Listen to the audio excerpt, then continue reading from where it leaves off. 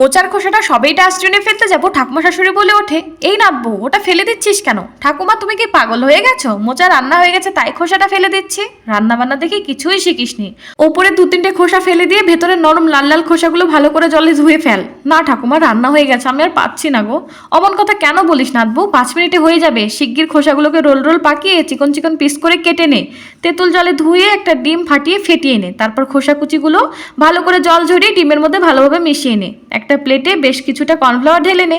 কর্নফ্লাওয়ারের মধ্যে লঙ্কা গুঁড়ি, লবণ আর হলুদ গুঁড়ি দিয়ে ভালোভাবে মিশিয়ে নে। নিলি? হ্যাঁ ঠাকুমা। এবার মোচার খোসাগুলো কর্নফ্লাওয়ারের মধ্যে ভালো করে মাখিয়ে নে। কড়াইতে সাদা তেল দে আর ওগুলো তেলের মধ্যে ছেড়ে দে। দেখ বেশ সুন্দর বাদামি রং হয়ে যাবে। হয়েছে? হ্যাঁ ঠাকুমা। লঙ্কার গুঁড়ো আর চাট মশলা দিয়ে ভালো করে মাখিয়ে নে। এবার খেয়ে বল, কি মুচমুচে ঠাকুমা, খেতে কিন্তু অসাধারণ লাগছে। তোমরা কি কখনো এটা খেয়েছো? রেসিপিটি ভালো লাগলে আমার ঠাকুমাকে কমেন্টে একটা থ্যাঙ্কস দিয়ে যেও।